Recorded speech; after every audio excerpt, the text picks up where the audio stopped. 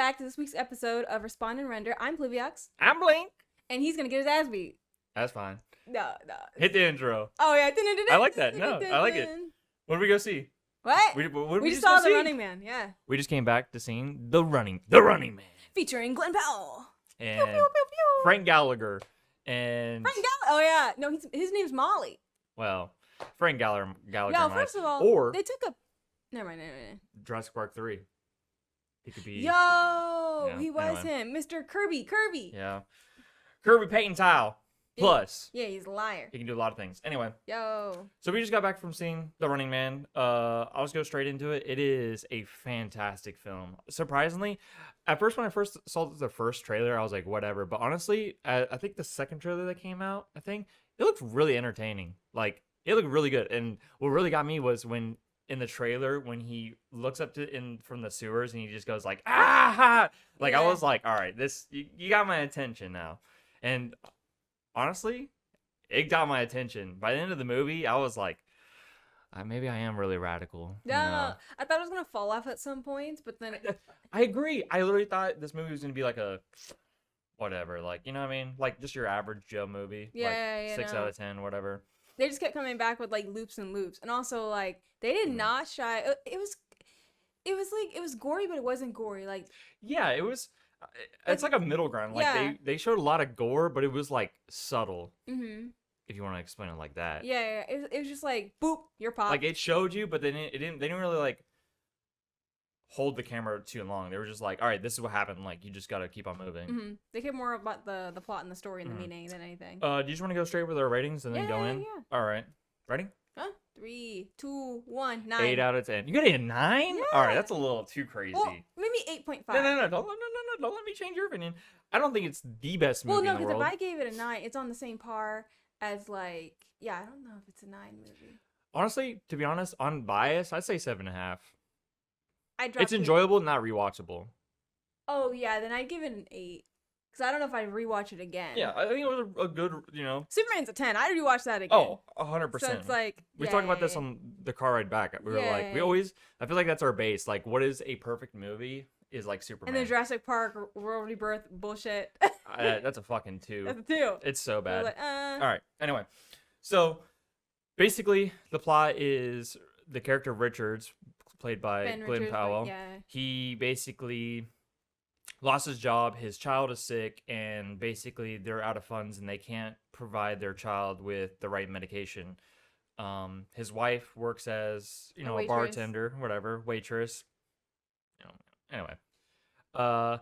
They can barely even afford, like, synthetic stuff. Like, they don't even have any of the good stuff. So, basically, Glenn Powell's character spends a lot of his time watching, basically, TV, seeing what game shows provides the most money. And he basically has to make the decision to participate in The Running Man to provide for his family. He went and auditioned, like just auditioned for Freebie, it's called Freebie, and he didn't necessarily want to do The Running Man. It's based on like where you're like where you're put. So like if you're like an overweight person, of course they're gonna put you on the running game show with the money. Spin the wheel. Yeah, because they know you're gonna fail. Yeah. But he's athletic and he fit their athletic build. He was like, all right, so you Running Man. Yeah. And it was like his absolute last choice. He didn't want to do the Running Man. I don't even think he really got a choice. I think they just threw it in there no like, one did. Listen, this they is walked what... in and they had the sweatsuits and it was like, hey, whatever your sweatsuit is, you're on it. Also, just a disclaimer, just like the inside of like how this podcast works, we've addressed and will always we basically said, hey, we're not going to involve politics or anything like that. But this movie is very verbatim a window from the outside looking in about how politics and our economy and everything works. So I do apologize. And this movie is also based in like dystopian America. Like a cyberpunk futuristic America era. Yeah, America. So basically, that's how the movie starts, and then The Running Man basically begins. The synopsis, you have to survive 30 days, you win $1 billion. Mm-hmm. Yeah, $1 billion? It's $1 billion. Oh, yeah, $1 billion. Each day and each week provides additional bonuses for your family, so even if you do die at some point, you still get a payout, basically, but it's just for your family. Yeah. And they had rules, like you had to record 10 minutes of your day of your process, and you had to put it in the mailbox, and you had to make sure you mailed it off. But little do they know, which is revealed later in the movie, every time they dropped off one of their recordings, it was tracking exactly what mailbox they were at. That was literally the first thing I thought of. I was like, if they already know exactly where we're gonna be, because if you just put the recording in the mailbox, it's already linked to the whole system. So like they're gonna be like, oh, you're in this city. Like, well, they're capped anyways, because not only that, in the whole movie, it shows that the cars, the buildings, everything. Like, even there's one point where he goes and visits a friend when he first signs up to get help with like getting like a new ID, like kind of thing, and there's old like TVs in there, you know, like the old back in the school, like they had the big back TVs, and he's they like get the buzz. They're like, yeah, and he was just like, oh, you sell these still? He's like, yeah, because they're the only ones who don't watch you back. Everything is, there's always something watching. Which honestly is kind of also a problem that has been found before, that TVs are listening, and some do have cameras on them, and they'll literally watch you, and they've been recording data and stuff for and years. it's like that saying like, oh, my FBI agent, but no, for real. No, dead ass. No, like, for real. And this is kind of like jumping. We always do it. We're jump around people. Later in the film, they also explain that they have installed in light posts that DNA trackers, which is even wild. They can basically suck up your dead skin cells, basically, and be like, all right, this person's in this city. Well, it was when he signed with his thumbprint. I think they even probably had that way before then, because even they had facial recognition. Yeah, they had before that the game too. started. Which, that's what we need to And they're always recording, because remember, he was showing him like videos of him whenever he was working. Yeah. That's actually a pretty good spot to start at. So basically, from our understanding, there's two sections of the society. They have the slums and basically everybody else. They have, I don't even say middle ground, more like just you have upper class and upper class and basically garbage. You even brought up on the way back that even from the position of going from the slums to the higher class, they automatically clean you with disinfectant. Yeah, because they're like, you're dirty or less than. Which is fucked up. But I want to know is, how is he even able to? Well, I guess the only way he'd get in is if they're going to the. Yeah, he told them, I'm going to the network. Yeah, the network. I feel like they wouldn't allow him if it was any other way. And also, you can tell, like, he would stick out like a thumb, because everyone's like so pristine and clean. Posh. Their Suits. hair, everything. There's nothing's out of what is it? I don't know. Out of place. Nothing's out of place. Okay, Sorry, I was like, where are you going with this? Help me. I don't know. Yeah. And this movie apparently was made before. Yeah, I gotta look into it, because I kind of want to see the original, because the original has not Arnold Schwarzenegger, and he shows up on their money. On the money. So I wonder if like he's the president, or like he's someone of power, or I don't know. Also, when they showed the big reveal at the very end, they showed the reveal of one of the hunters. I feel like that was such a that was supposed to be like a jaw scene or something, because we don't see his face the whole movie, and they're like, So I wonder if he's a nod in the original movie, because like they had a whole interesting. Pan. I didn't think about that. They had a whole pan to him taking off his face, and everyone's like, whoa, the music even dropped a little bit. So I wonder if like he's showed up, or there's some nod to him in the original movie, because I'm like, why was there such a dramatic flare when we don't even know who this Yahoo is, unless like you've seen the movie before, because like they're apparently in the movie there's nods, like the money. Oh, I thought it was more of like a kind of like everybody always wants to know who the cool guy in the mask is, and that was kind of like his way of hell no, it was his way of being like demoralized, or like, but also it showed you like humiliated. Because at the end of the day, as much as they wanted to have control, literally one whisper from the network guy, and they bend at the knee. They're like, all right, like whatever you say. So basically, this is where the politics and everything, and you know what we said we wouldn't do, but we're gonna have to. So basically, during the trials, to figure out whether he'd be a good contestant for the Running Man, they basically put him through a bunch of like trials, whether it's endurance, strength, helping others. We find out that this man has been blacklisted because he has fought for the rights of the workers, and he would go out of his way to talk to whatever government facility he needs to talk about security, or not security, radiation. No, what's the right word? Like safety, like risk, like safety and risk. And for doing that, he's penalized and blacklisted from being hired basically from anywhere, because companies don't want to follow regulations and such. And we find out even later in the movie that this world is full of just sick infants and kids because they've basically polluted the water. The air has been polluted by radioactive material and dust, and just like. And it's such a slap to the face whenever he was in the office, like asking to get his job back because there was absolutely nowhere he could work, and he tells them like, hey, you had a kid, like take the win, like basically like. He makes fun of him too. In his face, like, he's like, you have a kid, your balls are fine. It's like that's not the point. That's not the point. Other people are couldn't. dying. Other people couldn't have kids. Like all his workers couldn't have kids. It makes me think like they would rather someone on the job site die than live and maybe sue, and that's probably why, because they show in the movie that they're like on an oil rig somewhere in the ocean, and one of his partners slips and he basically grabs him, and they're like they blacklist him for that. It's like, and he said something to him like the I forget the leader's name, whatever, but he says something to him, Killian. Yeah, Killian. He goes, you stuck your head one too many times out and it got chopped off. And it's like, he's penalized for being a good person. That's the thing. It kind of reminds me of like whistleblowers in real life, where like them exposing the realities of what you say, like our government and stuff, like, Snow or people along those lines, not to get like super political and like with the WikiLeaks and stuff. And anyway, Julian Assange, look up, basically, anyway. Yeah. You probably don't know who Julian Assange is. No. Yeah, he's the creator of WikiLeaks, which basically... Didn't they expose... No. That's someone else. It reminds me of the show Cheaters. When they expose that... The reason why I got... No, not Cheaters. The show, like, the Predator show that would go... Like, Chris Hansen is his name? I think. Hold on, creator. There was a show that was on TV, but also you can watch it on YouTube, where this guy would expose predators, and it got shut down because he exposed a politician. It's like, that's a good thing. Like, we expose someone, but because you expose someone in power, you were completely stripped of everything. Yeah.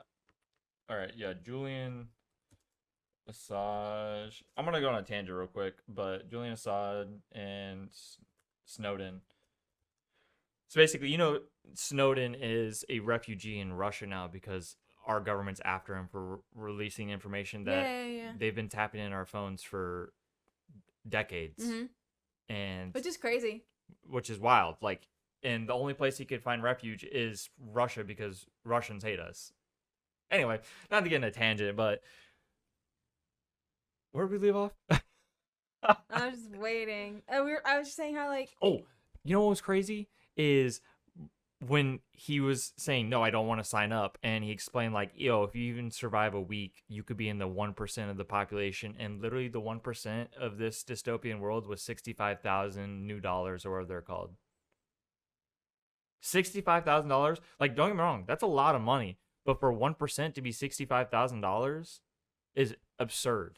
But, and then, even then, like, he's so full of crap because there's one panning to like a sign in the movie where there's homes. These aren't even mansions. They're not mansions. They're barely middle class American homes. Like maybe your average suburban area. If that, and it's starting in the 900,000s, which is not so far away from like what we're heading into right now. We'll see homes. Well, don't like where we I'm not gonna live, say I know, but starting in the millions. Yeah, it'll be like, and it's these big, bold, like, wow, guys, you can get a house starting in the millions. It's like you don't even get 3 bedrooms. Anyway, so they do his psyche, and they find out like this dude is just full of rage. He's an anarchist. He basically doesn't believe in justice, which, to be quite frank, he's not wrong though. Like, all these people that think that the world is fair and free doesn't exist and never will exist, and the only way to dismantle all this is by killing those in power.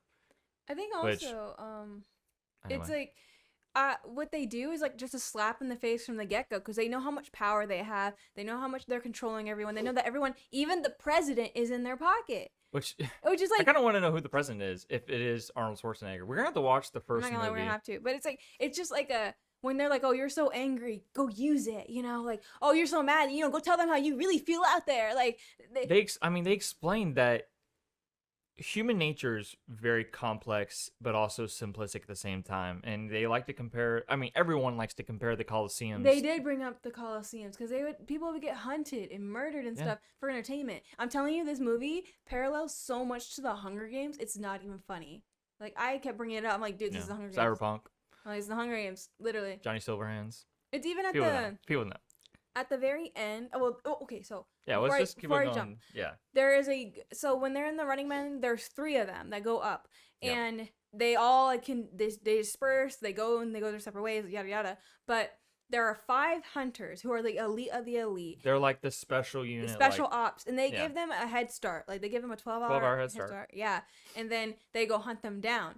And they're really good. They'll show up out of nowhere. Mm-hmm. And I mean, they have surveillance. They have basically all the tools necessary. And mind you, they're not dumb. They're on like season 7 of this show. That's like what? Which is even wild to think about. Yeah, it's been going on forever. Mm-hmm. And they have a formula, which is like any takeover, anything. It's all formulated. Yep. They do trial and error, what works and what keeps people in a certain way. So they have the 3 personalities. The final man, which is kind of like a final girl in a movie where they know that they'll be the one to go the distance. Yeah. They have, what do they call it? I forgot each class, but basically. But like they have the dumb. Yeah, the synopsis is the first person is the dumb one. The second person realizes that they have limited time left, so they basically blow it. They're money hungry, sex driven, you name it. Like, they know they're gonna die, they're going all out. And then they have the third contestant, which is the final man, who they know that wants to go the long distance to survive, to get the actual winnings. And they'll milk them for their ratings until they're no longer useful, until like the audience interest dips, and then they're on to the next season. But I think it's also crazy when it comes to such control of this network. They control everything people consume for 2 reasons. But I think I just literally hold on to is crazy. One, on the second person who dies, spoiler alert, they were so mad that there was a civilian that killed them. It wasn't the network who did it. It wasn't the hunters who did it. Civilians. And they don't like civilians killing others because they want control. They want to have that last leg. So later on in the movie, when civilians show up again, the network literally murks them. Murks innocent people because they don't want them to participate. But then they have them watching the screens and becoming bloodthirsty. Like, what do you expect? They want to get in on it. And then 2, y'all, we always talk about how scary AI is. But they really show you that AI was being used. That's like borderline, like when it's gonna be perfected. Yeah, like it looks almost real. Like sometimes almost it looks absolutely real. No. I'm saying like right now. Yeah. We talking that rah.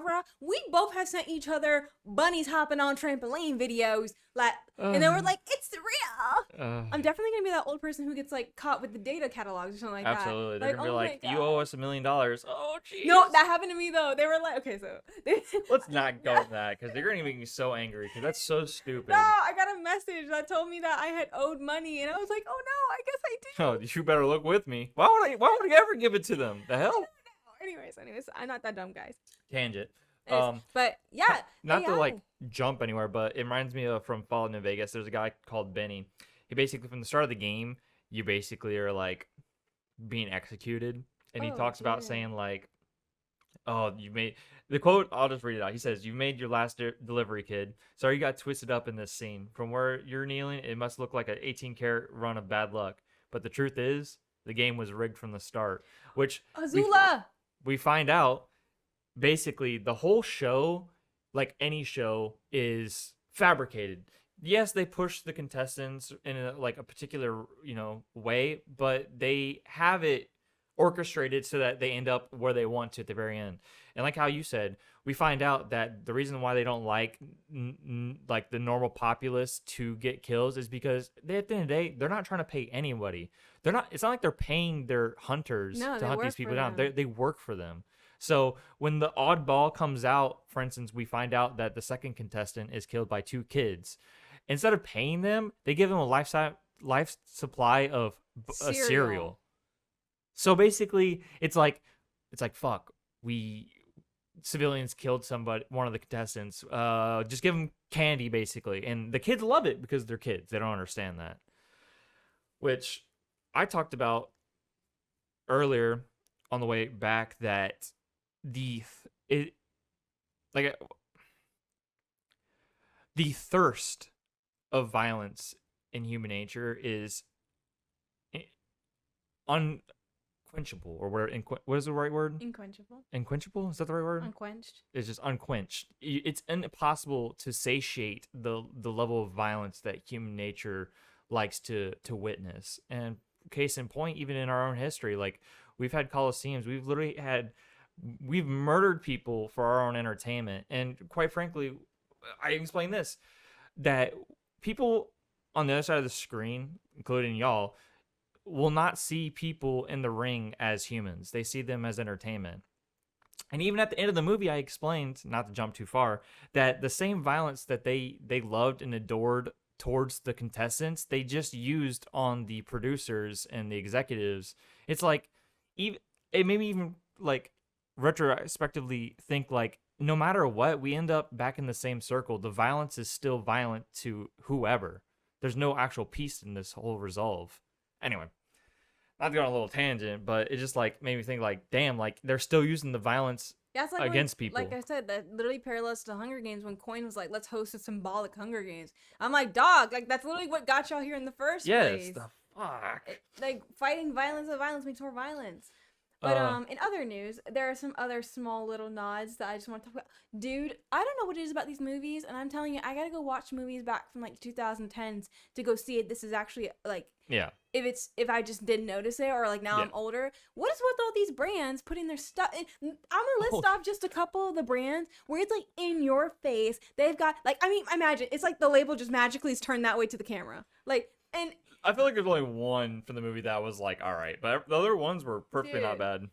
Puma, why we got a close that one was to shoot? straight up. Because like also that was a straight up ad. When he's they give him a jumpsuit and these Pumas to wear, all three of them, but then they get their clothes back. He doesn't grab his tactical boots back. He puts the Pumas on to run with, and then he spray paints them black. Oh yeah, you right. You have tactical boots. Why are you keeping the damn sneakers? It doesn't make sense to me. Like you're gonna. I don't know. Maybe to fit in. The Pumas were kind of better looking than the tactical boots. Oh. Like, he's from the slums. He doesn't have, like... Maybe it's not as nice, yeah. I don't know. But here's a couple, just to list them off. Puma, I said. Yeah. Johnny Walker, Black Label. They had a whole that's fine with me. Yeah, and then they had two scenes for it, because one, he's drinking it, and then the next one, he gives the unopened bottles to security. Yeah, I literally saw it, and I was like, oh, yeah. Okay. And then, they have a whole like actual commercial for Liquid Death in the movie. Honestly, that wasn't as bad as the Puma, but it was definitely like, all right, we get it. Okay. We get it. And then Butterfingers, Funyuns, Big Red Gum, which the Big Red Gum being used, it was used at one point to have a stick and a mirror piece together so it could use as a mirror. What gum do you know is that strong? I mean, to hold a piece of glass to stick. We gotta understand the box that he opened. So it's old. One of the scenes, he basically buys out like a room at a like apartment complex from like a couple bums or whatever, and he goes through the dude's stash and he finds a bunch of old relics for the past. Like he finds a joint, he finds some red gum. That shit is not good. Yeah, that shit is so old. So he already knew that the elasticity and would just be like super. Oh, you've eaten 30-year-old gum before. No, that's just powder. But like this, for some reason, it was just basically used as like an adhesive. Uses that, which I kind of wish he used more guns in the movie, but I get it. The show is about to be on. It's supposed to be about like defense instead of offense. Yeah. And then there's one scene where this guy's opening up a Monster and drinking it, and it's just like full on the logo, and he's like, "Oh, you want a Monster?" Listen, they gotta afford to pay the film. I know, but it's giving Jurassic Park. Why do we have like 30 Jurassic Park is Snickers and Altoids. It is literally like, what's the get, dude? Okay, sorry. I hate that movie. God.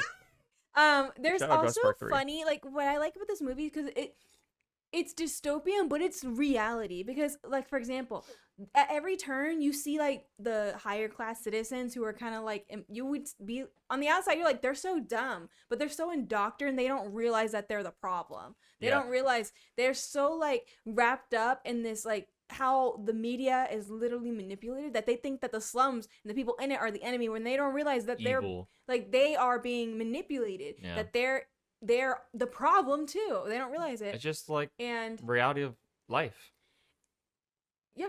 And then what was I gonna say? Oh, why'd you say that? I'm sorry. You're talking about yeah. At every turn, you see like their version of the Kardashians on TV. The Americanas. They're like, yeah. well, I don't know. And they talk like that, anyways. But you see that the people watching it, they're like so like into it and distracted. There's something negative happening as soon as the Americanas come on. Negative, the Americanas come. It shows you it's that distracting. It's like jingle jingle, like oh, we're sending billions of dollars to Argentina. Jingle jingle, look at this. Or Israel, but it's like jingle jingle. People are dying, but look at this. Look at this. Yeah. It's like, bro, I don't care. I don't care. Basically, it's like, bro. The only thing. So basically, the start of the movie, we're kind of like in the middle now. He gets rescued by these two kids who are also in the same predicament. They have a sister who's also dying. In this case, cancer, and they can only get the synthetic stuff. He provides them with money, and then we find out that the kid that lives there is also kind of a resistance attributor, and he has his own TV reality show that exposes the truth of the Running Man and basically the government. And he basically helps Glenn Powell's character to basically progress and say, hey, this is how the game works. The formula. They're only going to keep you alive as long as you keep the ratings going. So you have to play the game. Like, I understand you want to live, but if you don't play the game and the ratings go down, they're just going to immediately kill you. So he's like, fuck, man, I got to figure out how to play this game.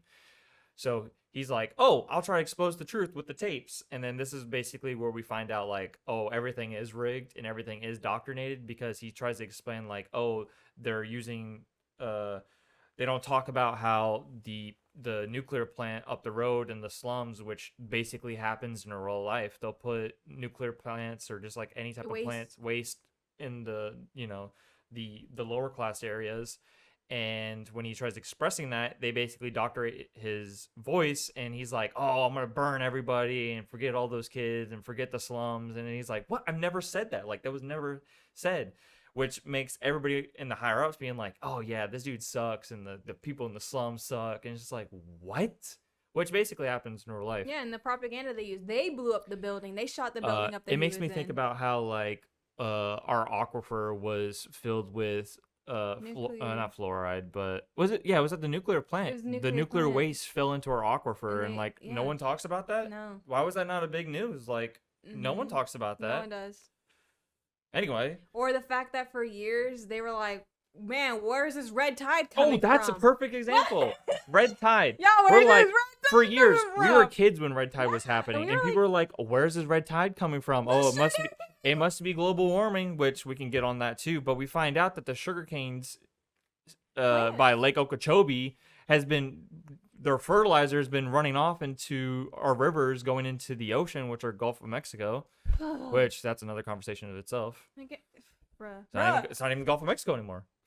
Oh my gosh. Anyway, not to get on a tangent again, but basically the movie, he gets out of the city and he basically meets up with a very radical freedom fighter that is making pamphlets to basically be like, hey, once he makes it to the 31st, we're going to hand these out and expose the truth. Like he's our flame. He's our flame. He's basically Katniss Everdeen. Yeah, he's the figurehead. He's like, hey, you're the one we're going to use to unite the people. Unite the people.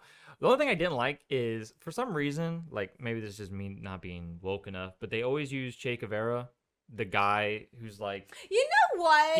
He was never a good person, and people act like he's like the biggest freedom fighter. Like, he has killed so many innocent people, but people use him as a good reference as like a freedom fighter. Who? Che Guevara or Che Guevara? The guy that was on the flag? Oh, I didn't catch that. I knew the anarchy symbol, but I didn't know who that was. Che Guevara. That's an ill take. Like, people like to use him as like, oh, he's like a freedom fighter or whatever, but like he was never a good guy at the end of the day, like at all. Kind of can't really show you, but like this is the dude. Can you see it? Oh yeah. He was on the flag, and then they showed the anarchy like symbol, which whatever, and he's just like, just give me the white wall, like it's fine. Which I'm glad. He's like, ooh, like that's my only like critique is like. But not only that guy, the only thing I did like about him, other than the fact that he rigged the house super cool before he went kind of like booty. Wait. Yeah. I'll let you go into it. No, you're good. But let me do this part. You reminded me of something. Go, continue. Write it down so you don't forget it. No, I got it. Okay. was whenever he was the man was talking about the reason why he does what he does. He's like, hey, he's telling Ben Richards, like, hey, you're gonna be the match to our flame. Yep. Like, you're the one who's gonna unite us all, blah blah blah. And then he goes into like this tangent, and like, cause he's like, hey, yo, what's with this hot dog cart in the corner? And then the guy kind of gets this like 1,000-mile stare off, like he's seeing the monologue happen. And he's like, well, my dad used to be a cop. And when they're showing pictures, it kind of looks like today, like, yeah, it kind of reminds me of like modern, right now. Yeah, they're showing pictures of him, cop uniform, him and his buddies, whatever. And he's saying how when the network came in, they were offering all these people money and power and to everything. Form like a different unit. And, you know, like, it kind of, I'm not gonna lie, it looks like ICE. Here's $90,000, $100,000 a year if you just act like thugs for us. Yeah. You control the people. You corrupt this police force for us. They basically have unyielding power. Yeah, they can do whatever they want because they have the network. It's like the judges from Judge Dredd. Yeah.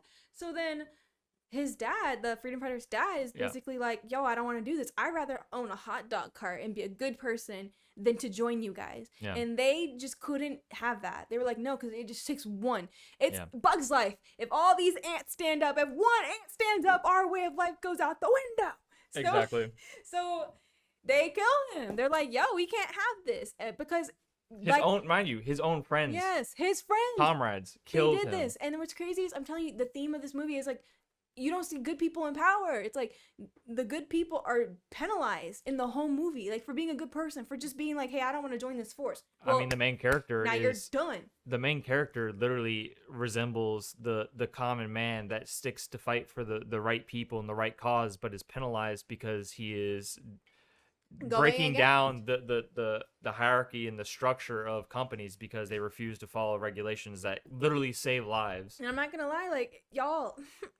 They want to say America's not an oligarchy. What I was going to say was, I think would have been a really funny... what is our cat doing? Oh. Anyway. You know what would have been a better actor for that scene?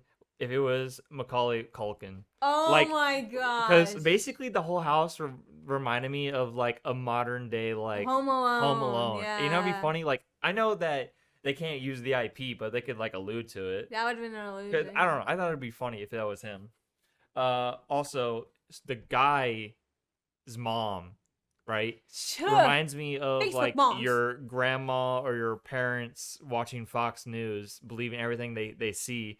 And when she finds out that the running man's in the house, she's like, "You eat dogs, you're a murderer." And he's like, When did this ever happen? And then there's one part where they have in their house like a network button that can just hone into the network. Which I'm like, why do you have it in your house? That's scary. I think they all have to have it in their house. I think every house has that. I saw at one point for him to get into the building when he was trying to get his Molly's attention. Yeah. So that he went a different route. Which, control. Everything you have is control. Like, yeah. Whoo.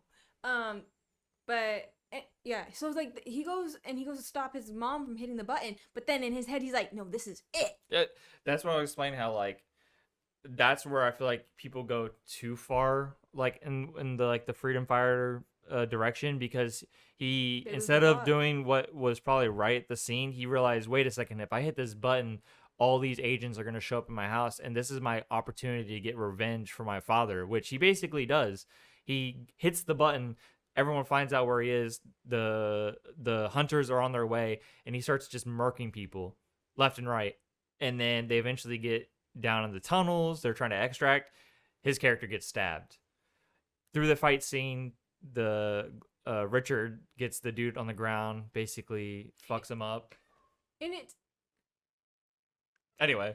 And it's literally, I'm going to keep paralleling to Hunger Games. I'm telling you, this is literally just it. It's the same government thing over and over. It's in your face. It's like, you know who's controlling it. You like, same thing. Any dystopian movie, Maze Runner, whatever.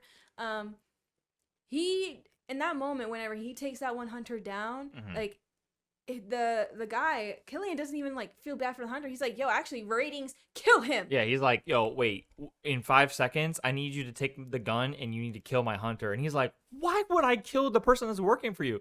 And that's where we kind of get the small glimpses of like, oh my God, like this dude could care less about anybody. It's whatever the ratings are going to be good for. Eventually, the scene goes on and the guy that's crazy dies, and it's the hunter that should have died down in the thing because his Achilles got torn up. Basically, they blow up. He gets in a river, blah, blah, blah. Story keeps on going. Eventually, somewhere down the line... he's on his way to a bunker. Yeah, he's on a bunker.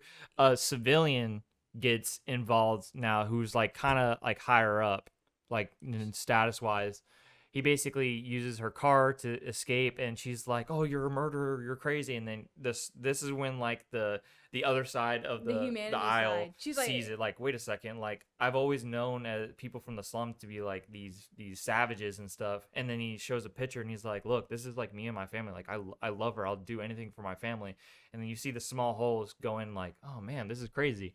Then on the way to the border of Canada, rogue agents, like just like regular guys that are trying to get the bounty, try killing the running man, and the government swoops in, the network kills them so that they can't get the bounty. The lady's like, "Why would they kill the guys that are trying to kill you? I thought they were trying to save me." And he's like, "You don't understand. This has been rigged from the very beginning. Welcome to the show. Like, welcome to the show. You're part of this." And then she sees on the TV that her person is doing what she didn't do. She's like, "Help, like he's got a gun on me," while she's actively holding the gun on him. This show is actually playing 4D chess. Yeah, and she's literally sitting there like actually starting to click. Because like he, up to that point, before she even saw that video, she was just like, "I don't believe you. Like, why would they lie?" And like, he's like, "That scarf around your neck is worth a human life." And like, he's telling her like exactly what's going on. He's like, "I'm a good person. They just have me fabricated this way." And she can't click it. She's just like, "No, like I don't believe you." That scene alone makes me think about like everyday struggle as well in America, where it's like, yeah, some days are better than others, but when you really think about it, like, our luxuries are someone's like dream. And it's like it really does put in. And I just saw this actually because literally this reminds me. It's like, yeah, I saw someone label it as a spawn issue. Like, you don't get to choose where you're born or where you spawn. Yeah. And some people do spawn in slums, and some people do spawn in like luxury. But people don't realize that, like, to be thankful for what you have. Yeah. Like, for example, like where we're at, like. Yeah. Not to get emo, but we would never. It took a long time to get to this point, and yet we're over here striving for the next part, but like being very thankful for where we are, because where we are right now is someone's dream. Where we started is still someone's dream. We didn't have any of this. No, so it's just like this movie is so perspective in that way, because it really does show you that every life, it means something, and like there's no value. Like, you shouldn't put a price tag on it. Your value of your life shouldn't be worth how much you can wear or have. And that's what's wrong with the society we live in, and society in this movie, where if you don't mean anything about money or status, then you're nothing, and that's not true. Yeah. I also explained on the way back from the movie as well how, like, we are basically so influenced by what's on our screens that we will be heavily influenced into believing that our brothers and sisters next to us are savages or cruel. Even though if we were to take that screen away, like, and really ask ourselves, have you even talked to your brothers and sisters around you? Like, you claim to say you hate these people that are around you, but have you ever talked to them? Have you ever had a conversation with them? Have you figured out what their dreams and aspirations are? I don't think I've ever talked about this, like, besides the podcast, but it makes me think about, like, in war, like, I understand there's two sides of everything, but like, you ever think the Christmas. Oh yeah, the truce in World War I. Which, fantastic. You should definitely do your research on that. But there was a truce in the trenches during Christmas where both the, I think it's the British and the Germans, ceased fire for 1 year in, I think, 1914. If I'm not mistaken. Do you want to do the Is it 1914? The Christmas truce. I'm looking 1914 Christmas. They actually have a movie on it. 1914. Spot on. Woo! I'm good. I know my history a little bit. Hey, remember when Colton was like, you either do golf, fishing, or history? Or no, cooking. He said cooking. Cooking. Oh gosh. Anyway. I'm cooking and I run. Hey, listen. Yeah, it makes you really think, like, no, I get, like, there's enemies on, every side of the battlefield, but, like, do you ever think, like, when all is settled and done, like, people have dreams, people have aspirations. The people that you think are savages or cruel, they also have They're people. They also have dreams and aspirations. Not to say like the war in Palestine. No, but that's literally like that, how like, it was. Like, it's like go back Fox to News even, wants to claim them as savages, but like they're also trying to just live their life. But they're people there too. come They have comments. goals too. No, that even gets to no, oh crap. Don't let me forget. Who was Russia after again? Remember before, and they were coming here. It's before Palestine. Help me. I don't know what you're talking about.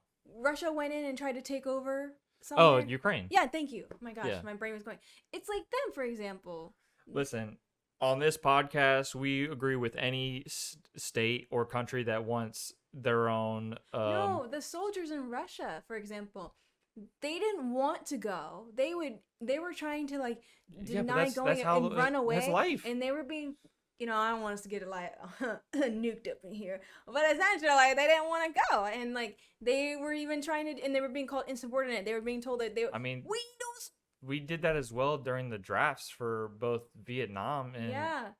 You ever heard the term fragging? It's not a bad thing. It's just the fact that these are people and they don't want to kill other people. Have you heard the term fragging before? No. Basically, during, I think it was the Vietnam War, people that didn't want to go to war, they would still go to boot camp, but when they got the opportunity, they would use grenades to kill their higher-ups in order to get out. Yeah. The coined term fragging, I think, comes from Vietnam. Because I tell you, you notice the people in the trenches aren't the people sending you.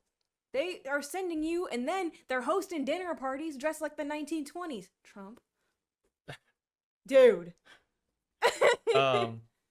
Yeah, fragging is deliberate or attempting killing a soldier is usually superior by a fellow soldier. This movie literally, like, NCOs. It hits right on the nail, and the gag is, the real nitty-gritty gag is, it doesn't matter. Like, it sounds terrible, but, like, all these terrible things are happening in our society and other societies, and it's not enough. Like, it's not enough to have people united against it, because the moment they turn the channel, it's like a hidden thought. Oh, this horrible thing happened.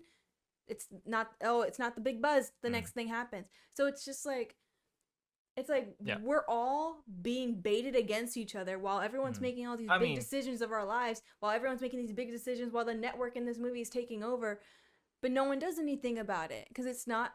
Just enough. Like kind of how like in the movie, like the truth also isn't also shown. Like everything is fabricated. Yeah. In this universe, it seems like there's only one show that really controls everything. But like in our reality, Fox News, CNN, MSNBC, they basically kind of control like the big three, I guess, control the media narrative. Each side kind of correlates to their own persuasion, but at the end of the day, they're all run by the same people, the same organizations. So like they're gonna always drive, not to get I say not to get political, but it's just the reality of the situation. It is such a mirror image of what could come to our reality. Like the big thing is like you need I think it's happening in Europe right now. The digital ID. The digital ID. Like this is just step one. This is just step one into like full did you control. see what happened in I say the Philippines, 86 million. Oh, the bank accounts. Yes, I think that's the most scariest thing in the world, where they literally shut everyone's account off, and you had to sign up with your ID. You had to sign up with and if you didn't, you get access to no money, even if it was your money. I know. All right, don't go down the rabbit hole. Don't be like me. It's giving revelations. It's giving revelations. Oh, anyways, geez. yeah, no, like I sounded crazy when I said it. I was like, yo, that happens. I don't want to sign up for nothing. But the fact that it happened and you fall in line, it's giving COVID. Like, you want to come in this building, which honestly, guys, don't eat me up here. But it's for, I'm just an example. You want to go in this building, you have to have a vaccine card. And people were so focused on those who didn't. People were at each other's throats, calling them names and stuff like that, but not realizing it was all like the bigger picture. Like I have an additional verification and to if do I'm like not, mundane things. I'm a horrible, evil human being, and I don't deserve my job. I don't deserve to live, and it's just like, what? Yeah. And at the end of the day, like, people still use it as a fear factor. I mean, fear mongering is like one of the best tactics that like anyone in power can use. I mean, it goes with like everything that's being explained in the battle right now versus, Israel versus Palestine. Like, oh, Hamas leaders are, killing innocent Palestinians, or I mean, This movie is so politically driven because not only that, it's showing you propaganda. Like, you're being fed every 20-second, like, propaganda, and this, that, and the third. It's just like, what do you think's happening now? What do you think's happening when you're on YouTube on your ads and stuff like that? Which goes to the point where, so by the end of the movie, when everything's breaking down, the normal girl who's a civilian realizes, like, oh my God, like, my whole world's upside down. One of the hunters, we find out once his mask is removed and everything, that he asked Glenn Powell's character, like, do you realize you should have taken the deal? Because I was the guy who made it to the farthest in season 1. He made it 29 days and was given the opportunity to, hey, we're going to come up with this unit of hunters to make the show more interesting. Entertaining. And then basically with more fabrication, Killian's character, the guy who's running the network, basically says, like, hey, man, like, how would you like it if we convinced the world that, hey, the original hunters killed your family and you took revenge on them and then became a hunter yourself, like the 6th hunter? And he's like, you guys are crazy. Eventually still kills everybody, but he doesn't take the deal of becoming like the next puppet. No. And it's crazy because even that was season 1. They're on season 7. The guy said he was given the deal, but also he alludes to saying he had nothing to lose because he's like, oh, you think that when you take this deal, your family's saved? He said to keep you in line, they're going to torture them in front of you. Oh, absolutely. He's letting him know, like you're screwed either way. Like, and it goes back to the character from the first Hunger Games. Dude, Kato was like, I'm dead no matter what I do. Yes. Win or lose, you're still part of the game. But I will say, when you find out everything's fake, yada, yada, yada, eventually the plane that they're in blows up, right? To keep the peace and everything. But because of the flame becoming a forest fire now, the people are against the network. And that going full circle again, that's what I was saying, like at the end of the movie, once everybody basically they kind of like are forced to give up, and the people riot back and they start attacking, killing, and then we find out his character lives. What helps to keep that flame going is whenever the woman fell out of the plane, she fell with the propaganda pamphlets from the freedom fighter. I forgot about that. And then it caused people to hunt over the entire of the plane crash, and they found the black box. And because they actually heard the recording of it being fabricated, they saw, like, everyone was like, this is fake, like it's all fake. I'm an idiot. Continue. Yeah, so they used all that to continue with that's why people who are usually cheering in that audience were angry, because they heard the truth. It reminds me, the reason why I brought all this up is because in his final moments when he thought he was going to die, he basically says, listen, everyone just needs to turn off the TV and go see reality for what it is. Like, turn off the TV.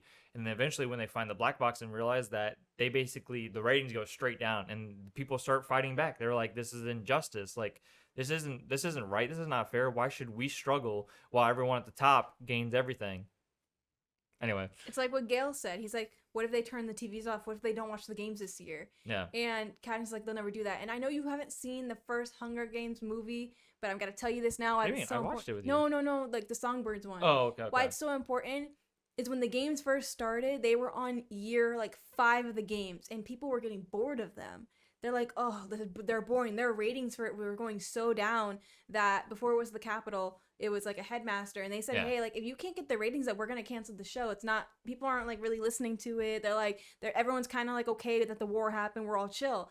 And the game master was just kind of like, I guess like this is the last Hunger Games. It was gonna be the last Hunger Games, and then Snow, because he was so hungry, he wanted to be on it. He wanted to be like known. He made the games interesting. Uh-huh. And now, 75 years later, they're still in place. Cycle continues. And it's just like, bruh. So it's just like, if you turn it off, there's a solution. But people kept it on. Yeah. So yeah, by the end of the movie, Richard finally kills basically Killian. And basically the network just, I don't know if the whole thing dissipates, but the Running Man show definitely ends. I thought like It was really good, honestly. Very good movie. I again, we said we weren't gonna do it, but we still did it anyway. Like, this movie is just a third person perspective of what reality could be for us in X amount of years. Like, and I don't know. It's still uh sci-fi-ish because like some things just doesn't make sense. But like the reality is, not to complain too much, but things like towers with cameras on it do exist already, especially in like China. They do have a credit system that's the eye from Fast and Furious. You know how, like, oh yeah, exactly. Like they can basically find you like anywhere, whatever you're doing, listen to you, Makima. Anyway, but the gag is like this. We're watching this movie. Maybe 67%. If you gosh, you don't know what's happening in the world, get outside and touch some grass. But we know that we're all heading here. We're heading to that direction. There's so much control. We're watching people laugh in our faces. Literally, our president says, "Smart people don't like me." Like, what president says? And also, you know what smart person doesn't like people? Like, and here's the thing that makes no sense. This is all happening, and nothing's gonna change. We're heading that direction. We all know we're heading there. I mean, and yet nothing's changed. Not that it started like in the early 2000s, but like, especially specifically in this country, we've given up our freedoms for security, especially with the Patriot Act after 9/11. I mean, we would rather feel safe than have rights, specifically in this country. And we could talk about other countries as well, but like control, it kind of, you know what it reminds me of? In The Mandalorian, when Brown Eyes, the general's talking to Brown Eyes, and Bill Burr's character talks about how like people don't want freedom, they want control. They don't want chaos to happen.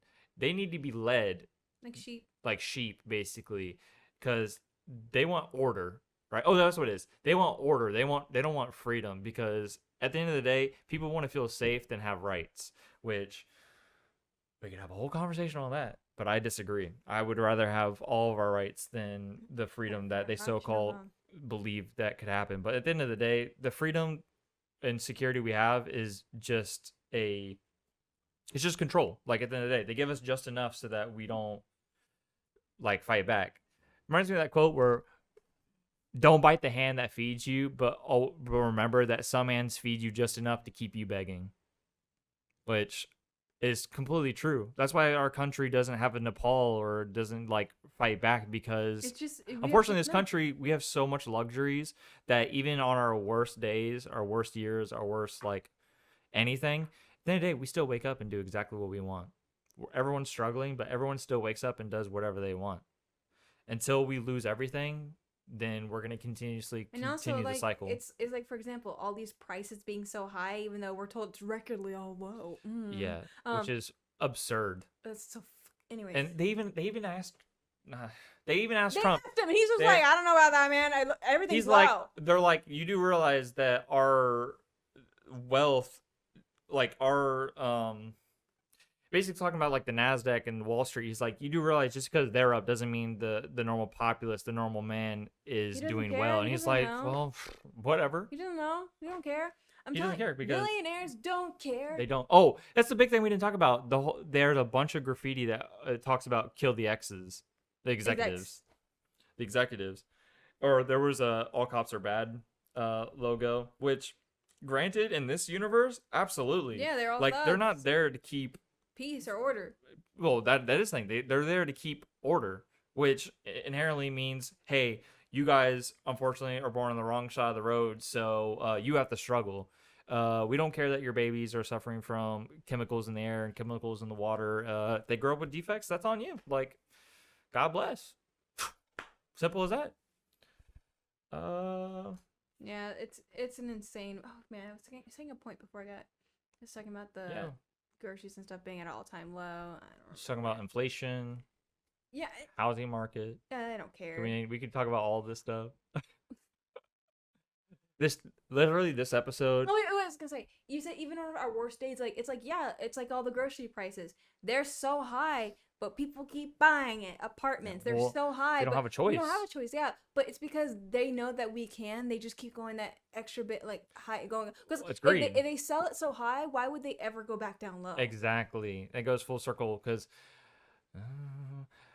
the point is our corporations have gone so far since COVID, and they realize, oh my gosh, we can just keep increasing the prices because guess what? At the end of the day, they're still going to buy it no matter what. Yeah, they'll complain, but complaints mean nothing when it comes to like action.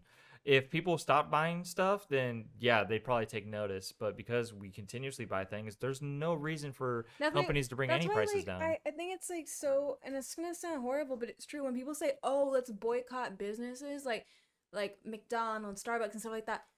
Yes, like boycotting does. They'll come back. Boycotting helps sometimes. Yeah. But they always come back because there's someone who's willing to buy it anyways. Like you boycotting doesn't impact the next 10 people in line. Well, and it's just consumerism in America. It's bad. They come up with that, like the Starbucks stupid cup, the bear cup. We also understand that even though, like, say people say, "Oh, let's boycott this," you do realize that a few companies own all these products. Yeah. So yeah, you might not buy this. Like, perfect example was when not Blackstone. Not Blackstone, with the beer and stuff all those years ago. Yeah. Oh my gosh. They're like, "Oh, we're gonna boycott beer." All the dumb people who literally they're like, "We're only gonna buy Coors Light now." Oh yeah, they're like, "What? Here's my printed list of what I can drink," and then we find them later on drinking it again when the hype's gone. Well, shut up. It's hypocrisy at its finest. Literally. Anyway, you want to do any closing remarks? Because we're getting on a tangent. Sorry. We're literally like synopsis. Movie's great. Guys. Definitely go see it. It is definitally political, even though it's like a comedy as well. It's kind of weird. It's borderline's comedy, action. Realism, and a little dystopian. It's got a lot of different layers. Stephen King wrote it, right? Yeah. So obviously it's really good, and like literally, yeah, you have to watch. Yeah, even though we've said a lot about it, to watch it is still be really good. Yeah. But yeah, I think that's pretty much it, guys. I don't think I have any closing remarks. I'm trying to look at my notes to see if I have anything else. No, I can say it was a great movie. I'm so glad at the very end that his family was reunited. Yeah, and it was a happy ending. Yeah, the baby looked healthy. It was a happy and satisfying ending. I don't know if that would ever. It basically Nepal'd. Like, so, of course, it's a win for the man. But yeah, you don't know what comes next. Moral of the story is always fight for what's right. Always fight for your brothers and sisters next to you, and see the world for yourself. See the world for what it really is, and do not feel fear of executives or companies basically try to silence the truth. Try to silence you from expressing anything that's harmful to people. Like, for instance, again, going back to the movie, exposing companies for doing things that affect the security and safety of those around you or even in places where you live should be priority. And if we have to sacrifice our livelihood or profits to protect people, then that's what we have to do. Simple as that. Case closed. If companies are just spilling waste in the ocean or our rivers or our water supply, they need to be fined, arrested, and killed. What? Anyway, thank you guys for watching. We love you guys. We'll see you guys in the next episode. Yay! Which will be very soon because there's so many movies coming out. Bye!